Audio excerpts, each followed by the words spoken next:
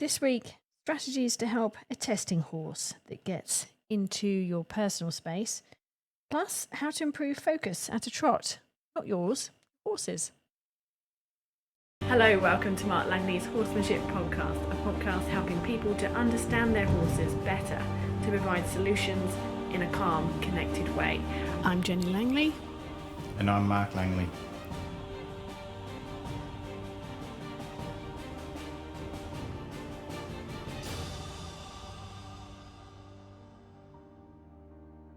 Mark, Sherry has been watching one of the videos that's on the online membership, and it's a video that's called What to Do with a Testing Horse.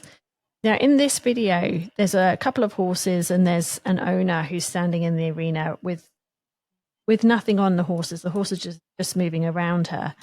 And what happens is, I think you're giving her a lesson at the time, but the horses come in, they sniff on her, they walk away. But there's the second horse is a big bay gelding. He comes in and he starts off just by nibbling her jacket a little bit, and you can see that he's testing her.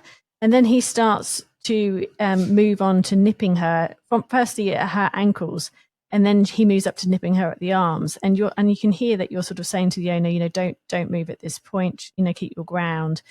But what's interesting is that you sort of think that the bay horse should get bored and move off. He doesn't do that. He actually stays right in her personal space. So his head, like if he was to lift his head up, you could see it would be hanging over her shoulder. He's just way, way, way too close for way too long. And, you can see that you ask her to do something to get him out. But Sherry's been watching this and she says, my horse is exactly like that horse. He ignores my stomping and clapping. Please, can you point me in some direction for some strategies that will help? So there's obviously quite a lot of videos that we've got on how you can get a horse out of your personal space online. And we do cover that in quite a lot of depth. We've got a whole section on, creating personal space, which also creates leadership. But can you just talk us through what people can do, what should be going on in their head, and what strategies can they use, or perhaps what they shouldn't use, so they can make it really clear that they don't want this horse to come in on them and nip them and with anything that they're just not comfortable with. Can you just talk us through what the good things are, but also perhaps what negative things that they should be avoiding doing as well? Firstly, I'd just like to try to talk to everyone about the context of me getting a person to stand very still and sort of put up with that, the horse kind of slowly kind of nibbling away at us and kind of, just not doing anything about it. Now, there's a lot of people, and I'm guessing the context of the video firstly would be, to be a good horse person, you have to be very resilient, and to be strong and grounded, you have to be very resilient. A lot of people are very twitchy around horses, and they kind of micromanage because they're making decisions all the time too early and kind of managing everything. And I sometimes get people, there's two reasons I get people to stand there, and this has got to, what we've got to think about is the first reason is, how much can you put up with before you crack? Now, obviously, I don't like putting people in dangerous situations that, just sit on a chair with a kicking horse that's, in the wrong position and all that. But there are times that I see people that have been eroded a little bit, and their strength has been eroded by that horse constantly, maybe taking some space and, being a bit narky, nibbly, whatever. And I say, just ground yourself and stand still. How much can you put up with? And realize that don't make a decision early, make a clear decision. So some of these lessons are for the people to kind of realize that they can actually withstand more than they actually realize before they sort of, twitch or do something. So when they do something, it's something thoughtful, not something reactive. Now, often cases when you're doing that lesson with the person, the horse actually starts to realize, oh, this is not causing anything, the person's not doing anything. Oh, I'm bored of this. And they sometimes let go of it. And then they just stand quietly and they pick up on your groundedness. So some horses that are niggly will pick up on your groundedness, stop niggling and just stand quietly. But whatever they were getting a reaction and a response from us, they stay niggly, especially those kind of kind of playful, annoying ones that seem to kind of keep wanting to sort of poke. And a lot of times, if someone doesn't do something, the horse will let go of that idea and stop doing it. It doesn't mean that they're all going to do that. Some horses just start to push a little further and push a little further. And their communication to you could be a way of communicating, or it could be just an anxiety response where they like a displacement behavior. It could be anything. But if you're feeling that the horse stays there and you're as grounded as you can, you're not reacting, you're not, at the earliest signs of things, then you have to do something to say, I'm not happy with that. Can you let go of that? Okay. And that's where creating awareness. So some people might bang their leg and jump up and down, but it doesn't do anything. The horse just goes, oh, I've seen that 100 times. And that's where you've got to look into going, how can I create awareness with my horse? So sometimes, for a horse that's been dulled and overhandled and, because you've got to think of horses that we poke and prod and pat and scratch and rug and bridle and saddle, and we do that to them all the time, that they're so sort of handled that there's nothing that really bothers them or makes them go, so we're looking to create caution in our horses sometimes. So we actually have to do something to make them go, oh, I didn't expect that. So that's where sometimes I'll carry a bag on a stick or something, and I'll do something really big with it once, so they go, oh, I really noticed that. And then suddenly their awareness goes up and they suddenly notice everything and all the little things. So sometimes you just got to get big enough to make that change, create the awareness in your horse, and then go back to being grounded. And it just means, because being a tree, sometimes if you've practiced being a tree and the horse is still pushing into you, then you need to be a tree that creates awareness, that the horse is aware of you. And then they'll understand your personal space. And really, when it comes to sort of behavior where horses are niggling us all the time, we have to show them that there's things that we sometimes don't like, and there's times for things. Like there's times for mutual grooming, but you can't be just standing there and the horses all the time poking to sort of, have a conversation and kind of fiddle all the time. So there's times that you just want your horse to stand present, and just be calm.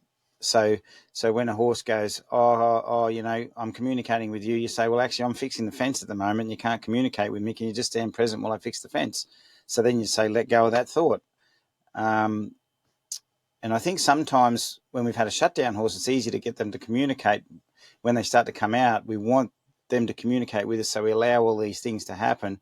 But then by allowing that without certain boundaries, then they start to sort of, it's just like a blurry conversation. They're just blur, blur, blur, blur, blur all the time.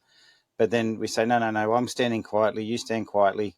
You don't need to constantly keep talking to me all the time. So it's just about teaching them how to understand our body language. And when we're neutral, they can be neutral. When we're communicating and together, well, we can communicate together. But they have to understand that neutral presence in us. And it doesn't mean, it means that they can be quiet when we're quiet. All right, so a horse that comes in on their space, what do you do? So with personal space, the biggest thing is it's personal space, and it's just something that we have to be clear with. So I think the biggest thing in personal space is there's one thing is a horse often moves our feet, and the people don't notice that. Like a horse might move and we move a little bit to cater for that. And then the horse realizes that, every time I move, the person gives me space. And that makes the horses start to get sort of pushy and take our space because they've always been given that space. So the first thing is that groundedness and say, I'm not going to move. You can't shift my feet. Okay, so that's the first thing. The second thing in personal space is what's the distance that you want. Some people are like, they're very unclear, and then the horse gets in their space and annoys them, and then they go, get out of my space. But they could have said at a meter, that's my boundary. So basically you're best off saying to a horse, whatever you choose to be your boundary when you're just doing other things or walking around your horse and whatever, you choose that distance and you set that distance. You don't wait till they're on top of you, then push them out. So as soon as the horse touches the boundary that you've set, which you remember, so you have to have a good tape measure in your mind, you do something to say, that's my boundary. And if the horse is not aware, say an aware horse, you might just bang your leg or say, put your hands up and clap or something, and they might go, oh, that's the boundary, right? Got it.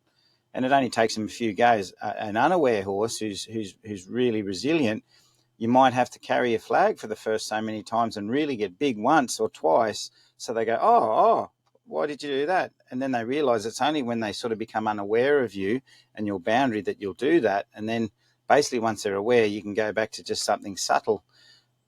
But if you do create awareness, you can spook your horse a little bit. So that's where if you did spook them a little bit in creating awareness, you don't get your flag and run at them and say, you came into my space. And that's the other thing that I think people have got to think about. I've seen people that try and create personal space by when their horse pushes on them, they push their horse back. So when you're pushing your horse with your energy, the horse is moving backwards because you're moving into them. They can't create space. So when you create personal space, don't move at your horse, because you're not saying I'm going to push you down the pecking order. You just do something that creates that awareness to get them to step back and be aware of that meter distance that you've set, but you don't walk at them. And because you're not walking at them, they can create that space very effectively. So, and then they won't get, it won't be personal, and they won't get worried about it's personal because you just stood still when that happened. And that's really important.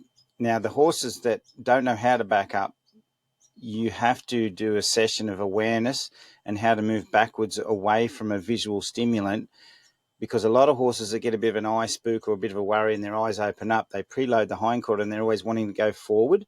And there's a lot of those horses that have been sent on in round pens and lunged and things like that. They don't know how to withdraw in reverse.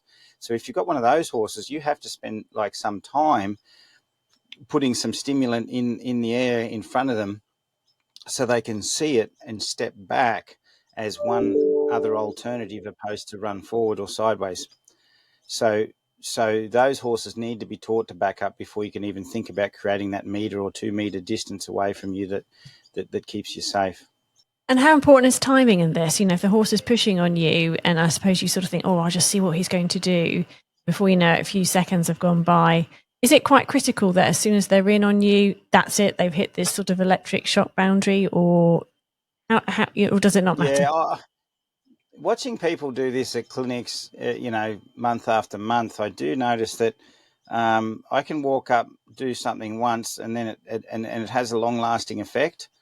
Whereas I see the person do it, and after about 3 or 4 times, it starts to dull again, and then all of a sudden the horses look and start to get heavy and a bit stodgy and not really responding.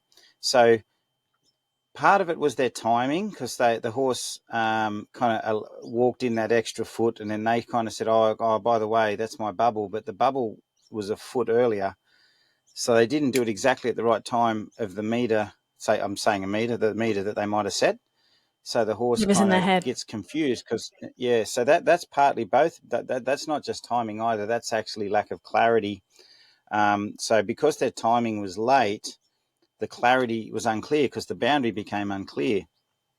The other thing is effectiveness and clarity. So basically, a person might, with a sort of a horse that's been dulled, they do the right thing, that their timing's right. So they pop the flag or something, or bang their leg or something when the horse hits a meter, but they did it in a way that the horse goes, oh, I didn't really notice that, and the horse takes that extra half step. So then they've got to get bigger and bigger and bigger. And then the horse steps back. But what that does is it sets an example, or sets the bar, that you can get a little bit bigger and a little bit bigger, and the horse doesn't do anything until you get big.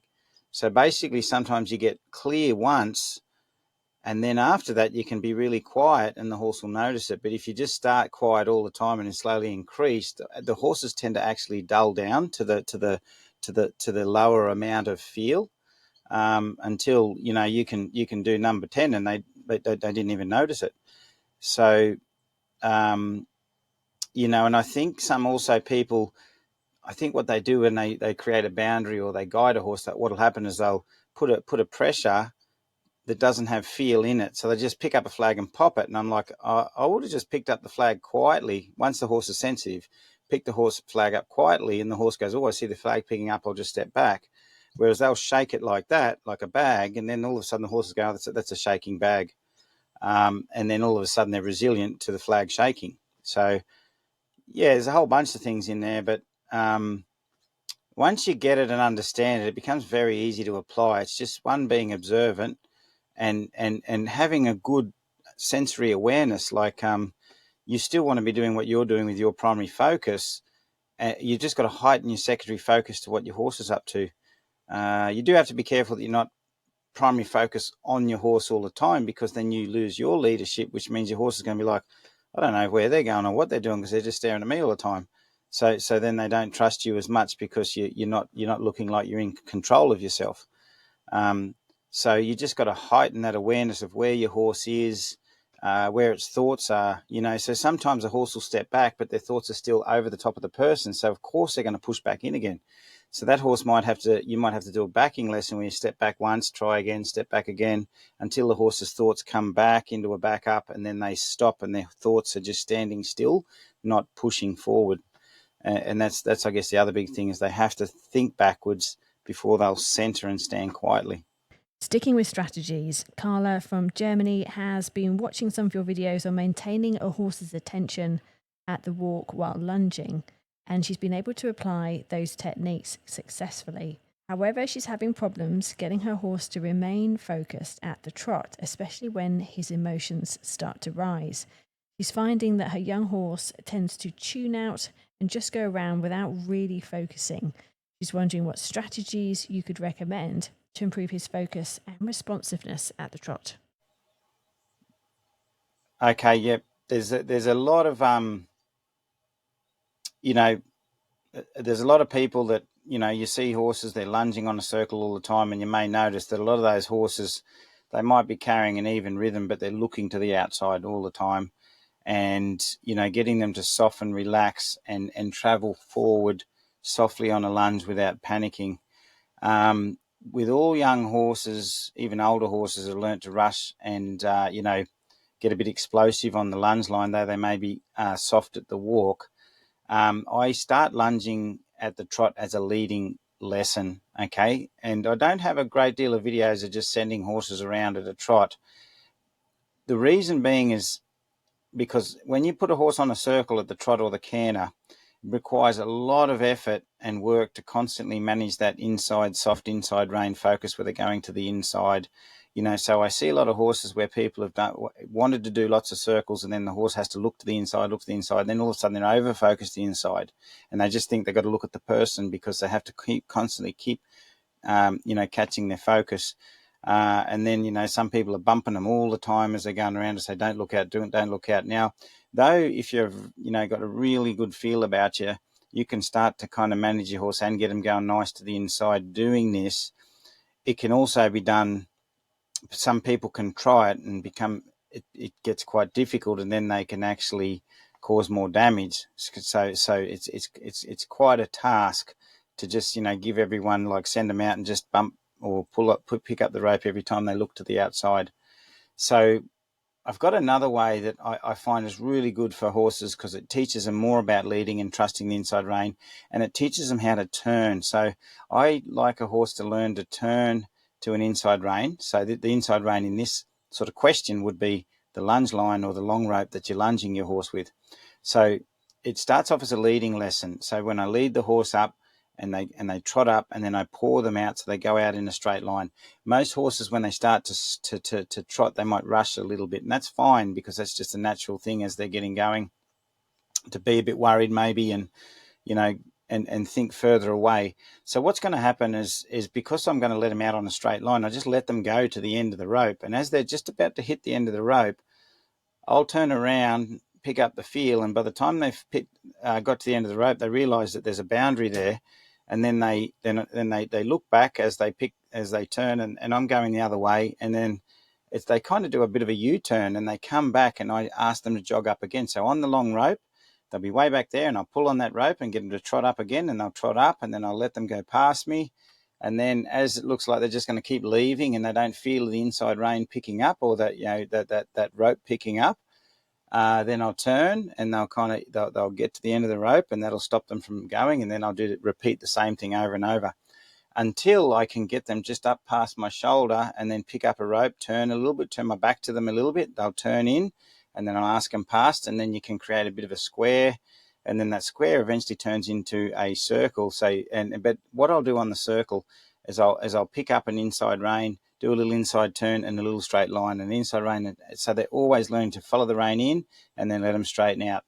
And for the young ones, as I said, letting them run off a little is okay. They just realise that they're going to get the end of the rope and they'll have to turn around again and do it again. But when they first shoot into the trot, there's no inside rein pressure on them. They've got room. Just like when you ride a young horse for the first time, you get them to walk, trot, canter. But when you get to your trot and canter, you might just let them trot out on a loose rein. Not many people ride a young horse and hold the inside rein and ask for trot. But the one area that we do that is we ask a horse to trot, but we've got the inside lunge rein on them. So then they rush and with an inside rein, whereas I use the same principle on the long rope as I do when I'm riding. You can learn to trot out and you've got freedom ahead of you, but an inside rein or outside rein will pick up and turn you, or a left rein or a right rein will pick up and turn you at some point. So they start to realise they can stretch out a bit and trot, and then the rein will pick up and then they'll turn. And once they get really good at hooking onto that rein, you then know when they're travelling with a bit of cadence and they're starting to be responsible, they're not leaving as fast, then you can start to work out when they're ready to start to do a bit of an arc or a bit of a circle. But the easiest way to bore a horse to the inside rein, so they become very bored of it, and is just do circles. And to me, a circle is like a endless straight line. It's just around, around, around. So if that makes sense, Carla, that and what I've found, like just at the last clinic, I was doing it with a racehorse that's probably raced for 6 or 7 years, and he would have been blasted out in a circle on a lunge or a round pen.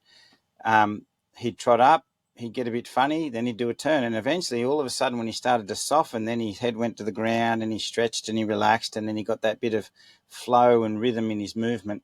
So I've done it with plenty of horses that have got a heap of go. And it might take you half an hour walking around and they're going out and coming back and going out and coming back, but eventually they get really, really soft and just start to figure out what you want. If you enjoyed this podcast, please like it, share it, or send us a comment. It all helps in reaching new ears and helping more horses. And if making a change in your horse appeals to you, Mark offers his direct support and a diverse learning platform. Head to marklangley.com.au and grab your 7-day free trial.